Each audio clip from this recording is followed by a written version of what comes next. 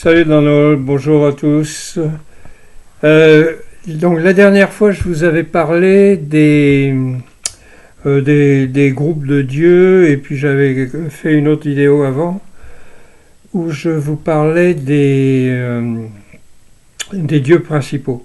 Donc là, je vais vous parler de deux dieux qui sont secondaires dans le Rig Veda et qui deviendront des stars dans l'hindouisme, si on peut parler comme ça.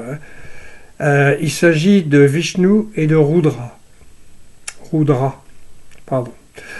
Euh, alors Vishnu, c'est bien connu, c'est celui qui est au milieu de la Trimurti dans l'hindouisme.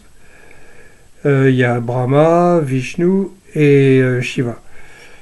Donc Vishnu, c'est la racine de Vishnu, c'est Vish, qui signifie s'activer, être actif, être vivre, travailler, voilà. Et donc on retrouve cette racine-là dans la caste des Vaishas, puisque c'est la même racine qui sert pour les deux. Et les Vaishas, c'est donc les producteurs, ceux qui entreprennent, qui vont ouvrir un café, qui vont faire une entreprise, un commerce, des choses comme ça. Voilà. Tout cela, c'est les Vaishas.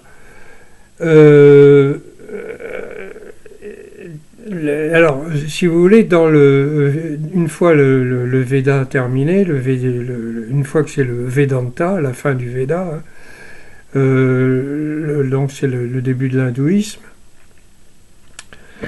Vishnu deviendra plutôt celui qui correspond le mieux à la bhakti.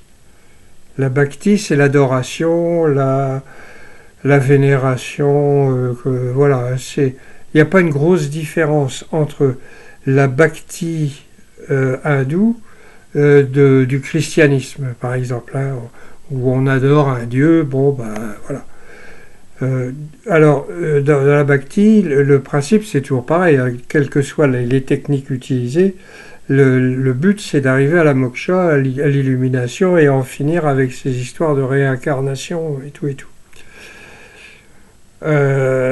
Donc Vishnu, c'est ça. Hein, il faut vous consacrer votre vie à travailler, à faire votre devoir, enfin, à respecter votre dharma soigneusement, régulièrement, etc. Et alors, avec un peu de chance, vous pouvez obtenir l'illumination pendant cette vie-là. Bon, enfin, la plupart du temps, c'est quand même un espoir pour une future réincarnation. Donc, alors Vishnu, dans le Rig Veda, lui, il ne fait pas grand-chose, mais il crée 3 mondes, les 3 mondes, hein. La terre, le ciel et le monde intermédiaire. Et il crée ça en faisant 3 enjambées. Il fait 3 pas, 3 enjambées, et à chaque enjambée, il crée un monde. Donc là-dedans, il y a certainement une signification, un symbole ou quelque chose, mais je ne l'ai pas vu. Je comprends pas trop. J'ai pas compris. Hein, ça arrive de ne pas comprendre. Alors bon, ça c'était le premier. Donc le deuxième, c'est Rudra. Alors là, c'est Rudra. La racine de Rudra, c'est Rud, qui signifie pleurer ou faire pleurer. Et ce Rudra là, il passe dans l'hindouisme, mais il change de nom. Et il change de nom et il devient Shiva. Hein, c'est le même qui fait pleurer dans le Veda et qui est bienveillant dans l'hindouisme. Il a un arc, il n'a pas encore de trident, il a un arc et c'est un dieu secondaire, hein, mais il prendra beaucoup plus d'importance après, quoi. Mais pour l'instant, on le voit, il y a un hymne qui dit « S'il te plaît, Rudra, ne me tue pas ». Voilà, il est craint pour ça, quoi. Bon, alors une fois l'hindouisme commencé, enfin le Vedanta, si vous voulez,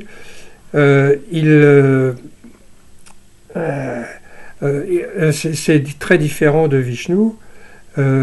Avec Rudra, avec Shiva, je veux dire, c'est l'illumination, c'est ici et maintenant. Voilà.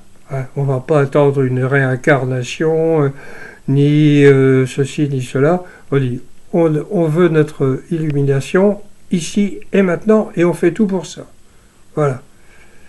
Et c'est pour ça que quand vous avez les représentations de Shiva qu'on voit sur les calendriers indiens, enfin qu'on voyait sur les calendriers indiens il y a une cinquantaine d'années, il est toujours représenté en sadhu. Hein, il est assis en tailleur, à moitié nu, avec son trident planté à côté. Et c'est le dieu préféré des sadhus et des Nagababa, etc. Mais même si ils aiment bien Vishnu aussi, hein, ça n'empêche pas. Alors quand je dis Vishnu aussi, c'est Vishnu et toutes ces déclinaisons hein, qu'on a, Krishna, Rama, et toutes les autres, hein, y compris même pour certains, même Jésus-Christ qui serait son 10e avatar. Bon, Shiva, lui, il n'a pas d'avatar, mais il apparaît sous différentes formes, ça dépend. Voilà, donc je vais encore vous faire quelques vidéos sur d'autres dieux encore, là, mais je ne sais pas lesquels. Peut-être Sarasvati, j'ai déjà fait une vidéo sur Sarasvati. Je vais voir. Donc voilà. Je vous rappelle que vous pouvez aller sur rigveda.fr ou therigveda.org. C'est même, hein, ça pointe sur le même site où il y a donc ma traduction que vous pouvez télécharger gratos. Et sinon, vous pouvez y voir il y a des liens pour les bouquins si vous voulez avoir du consistant et du confortable entre les mains. Je vous souhaite plein de bonnes choses à tous et à toutes. Et Kenavo dans l'eau, salut à tous. Et je coupe.